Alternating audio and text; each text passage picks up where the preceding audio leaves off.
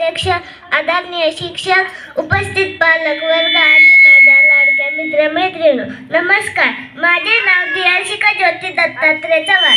मित्रांनो, आज मी तुम्हाला एका अशा स्त्रीची गोष्ट सांगणार आहे जिने मुलींसाठी शाळेचं दार उघडलं, जिने अंधारातनं दिवा लावला, जिने चिखलातनं चालत चालत ज्ञानाचा रस्ता तयार केला, जिने माणसांचे टोमणे, दगड आणि अपमान सहन केला.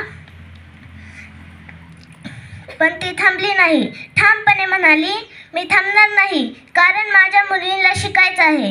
मित्रांनो, तुम्हाला काय वाटतं, अशी स्त्री साधी असू शकते का? नाही ना. ती होती समाज बदलणारी आई, ती होती ज्ञान देणारी आई. मित्रांनो, त्या महान स्त्रीचे नाव होते क्रांतीज्योती सावित्रीबाई फुले आणि त्यांच्यासोबत समाज बदलाचे काम करत होते त्यांचे पती महात्मा ज्योतिबा फुले. ते दोघं मिळून ठरवतात, आम्ही सगळ्यांना शिकवणार, आम्ही सगळ्यांना समान मानणार. मित्रांनो, सावित्रीबाईंनी आधी स्वतः शिकायला सुरुवात केली आणि महात्मा ज्योतिबांनी पण त्यांचा खूप साथ दिली. सावित्रीबाई म्हणायच्या, मी शिकले तर माझ्या मुली शिकतील. त्या रोज अभ्यास करायच्या आणि शिक्षिका बनण्यासाठी मेहनत करायच्या. स्वतः शिकून घेतलं ज्ञान म्हणजे जगाला दिलं दान, स्वतः शिकून घेतलं ज्ञान म्हणजे जगाला दिलं दान. सावित्रीबाईंच्या हातात पुस्तक म्हणजे जीवनदान, सावित्रीबाईंच्या हातात पुस्तक म्हणजे जीवनदान. मित्रांनो, सावित्रीबाई शिकल्यानंतर त्यांनी आणि महात्मा ज्योतिबांनी पुण्यामध्ये पहिली शाळा सुरू केली, मुलींसाठी पहिली शाळा सुरू केली. त्या शाळेत सावित्रीबाई शिकवायच्या आणि ज्योतिबा सगळं पाहायचे. सावित्रीबाई मुलीला म्हणायच्या, घाबरू नका, कारण तुम्ही खूप हुशार आहे. मुली हसत हसत शिकायच्या आणि मोठी मोठी स्वप्न पाहायला शिकायच्या. मित्रांनो, काही लोकांना मुली शिकलेला आवडत नव्हतं. ते सावित्रीबाईंवर दगड, चिखल फेकायचे, तरी सावित्रीबाई त्यांच्यासोबत दुसरी साडी ठेवायच्या, शाळेत जाऊन बदलायच्या आणि परत शिकवायला सुरुवात करायच्या. त्या म्हणायच्या, आज त्रास उद्या उजड, चिखल पडला वाटेवर पण दिवा विझला नाही, चिखल पडला वाटेवर पण दिवा विझला नाही.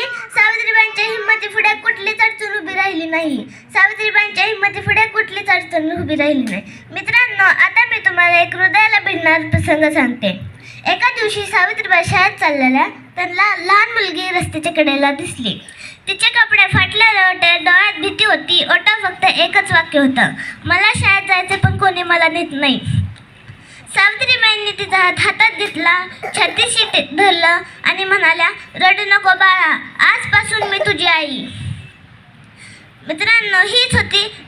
मित्रांनो, त्या दिवशी फक्त एक मुलगी शाळेत आली नव्हती, त्या दिवशी एक नवीन स्वप्न जन्माला आलं. त्या मुलीचे अश्रू गेले आणि असेच हसू आलं. मित्रांनो, हीच होती सावित्रीबाईंची खरी जादू. त्या फक्त अक्षर शिकवत नव्हत्या, तर जीवन बदलत होत्या. मित्रांनो, सावित्रीबाई फक्त मुलींसाठी नाही तर गरीब आणि दलित लोकांसाठी पण शाळा काढत होते. ते म्हणायचे, सगळी लोक तर सारखीच असतात. एका दिवशी प्लेग नावाचा आजार पसरला. सगळी लोक घाबरली होती, पण सावित्रीबाई घाबरल्या नव्हत्या.